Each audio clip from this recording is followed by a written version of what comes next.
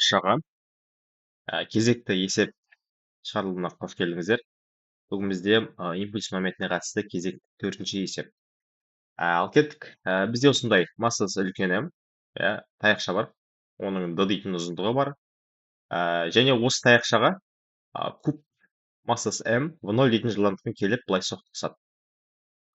Соқтығысқаннан кейін мына таяқшамыз айналады екен. Бұл таяқша қалай бекітілген десе, бұл центр арқылы бекітілген. Яғни ол центр арқылы айналады екен. Шетінен айналмайды, центр арқылы айналады. Осы жерден айналады. Және бұл жерде үйкеліс жоқ. Бір жақсы жері үйкеліс күші жоқ. Бұлар серпінді соқтығысады, толық серпінді. Сәйкесінше импульс сақталады, энергия сақталады екен. Сұрақ, соқтығысудан кейінгі кубтың жылдамдығы қандай? Яғни v1 дейтін жылдамдықты табу керек. Куб қай жаққа барады? Бағыты және жылдамдық. Бұндай есептерді не істейміз? Әрине бірінші айттық, біз энергия сақтау заңы дедік. Бізде берілген ақпарат ол масса үлкен м, оның өзі бізде 2m-ға тең, кішкентай м, д және v0. Осы шамалар арқылы біз есептейтін боламыз. Басында энергия қандай болды? Басында бізде кубтың энергиясы болды. Ол қандай? Әрине қозғалыстағы энергия, кинетикалық энергия. Одан кейін не болды? Одан кейін бізде бұл кинетикалық энергия неге алмасты? Мына таяқшаның айналу кинетикалық энергиясын алмасты, яғни. Инерция моменті омега квадрат бөлінген 2. И тағы неге алмасты? Өзінің v1 квадрат бөлінген 2. Басқа кинетика энергиясына, яғни. Бұның жылдамдығы басқа болды ғой, бұның жылдамдығы өзгерді ғой, сол үшін ол да жаңа бір кинетика энергияға ие болады. Осындай. Енді бұл жерде энергия сақталады. Неге? Себебі серпінді соқтығысу, толық серпінді. Осы заңдылық орындалады. Енді бәрін теңестірсек, мына екілер қысқарып кетеді. Сонда бізде мынадай түрге енеткен бұл есебіміз. Инерция моменті көбейтілген омега квадрат қосылған м v1-дің квадрат. Бұл біздің бірінші теңдеуіміз. Пайдаға асатын бірінші теңдеу. Енді істейміз екінші. Екінші бізде бұл енді импульс моментіне қатысты есеп болған себепті біз оны яғни импульс моменті дейін және кейін деп шығарамыз. Яғни дейін бізде қандай болды? L1.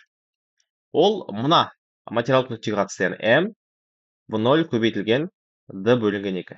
Неге d бөлінген 2? Себебі ол центрден d бөлінген 2 қашықтықта осы стерженьді ұрады екен.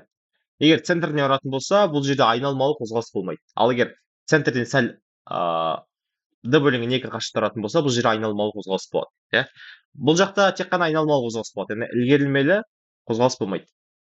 Ілгерілмелі қозғалыс болмайды. Тек қана айналмалы. L1 осындай. Басында осындай болды. Одан кейінше L2, яғни импульс моменті бізде неге тең болды? Әрине ол инерция моменті көбейтілген омега. Бұл жүйеге қатысты, мына таяқшаның жүйесіне қатысты. Неге? Себебі ол айналады.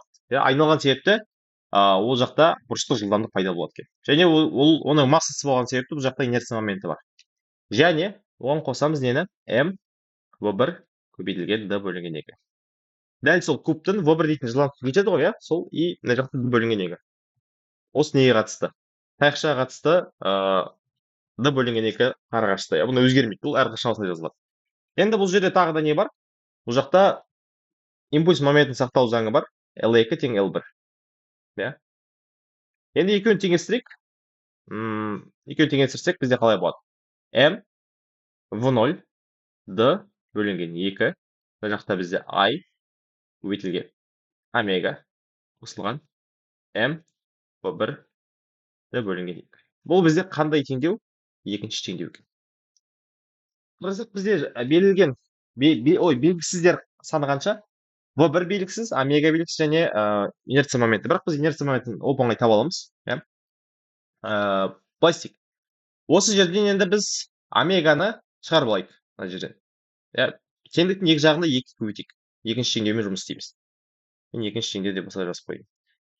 Екі жаққа көбейтсек не болады? Екі жаққа да 2-ні көбейтсек. Ол бізде m v0 d азайтылған m v1 d. Және мына жақта 2-ге көбейтсек, мына жақта 2 I, яғни инерция моменті тең болады мына жақта омегаға. иә осындай. Енді осы аламызда омега квадраттың орнына қоямыз. иә кеттік. Мына жақта бізде былай істейік.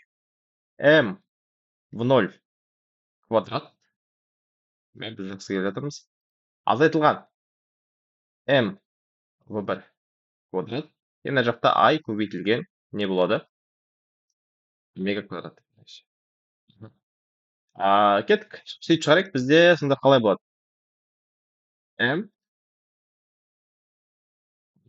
М мен D-ны біз жақшаның сыртына шығарайық, және V0 азайтылған V1 дейік. Қарасақ, омега квадрат бұл жерде. Соны ескеру керек. Мына жерде 2I. Бұны толықтай есейміз. Квадратты тастаймыз. Енді кеттік ашайық. Мына жақта бізде M-дер қысқарсын. V0 квадрат, V1 квадрат. Мына жақта бізде I тұра береді, және көбейтілген не болады? Бөлімінде бізде 4I квадрат шығады.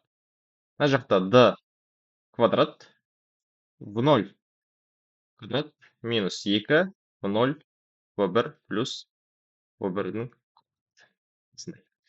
Енді қысқаратын заттар бар ма? Әрине бар. Инерция моменті қысқарады. Бірақ мұнда бір инерция моменті қалады екен. Сонда бізде ол мына жаққа көбейтіліп бар. Теңдеудің сол жағын. Ол бізде былай жазылады екен.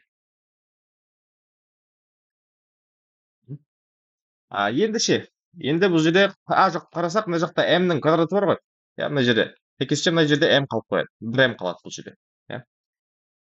Бізде мына жақта m d квадрат v0 квадрат минус 2 v0 v1 плюс v1-ның квадраты.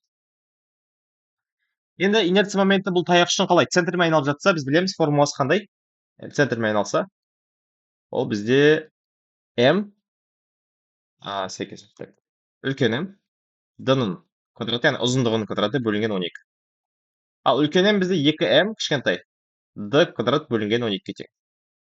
Сонда бізде m d квадрат бөлінген 6. Яғни бұл инерция момент. Енді осыны алып осы жаққа қойайық. Сонда бізде 4 көбейтілген m d квадрат бөлінген 6.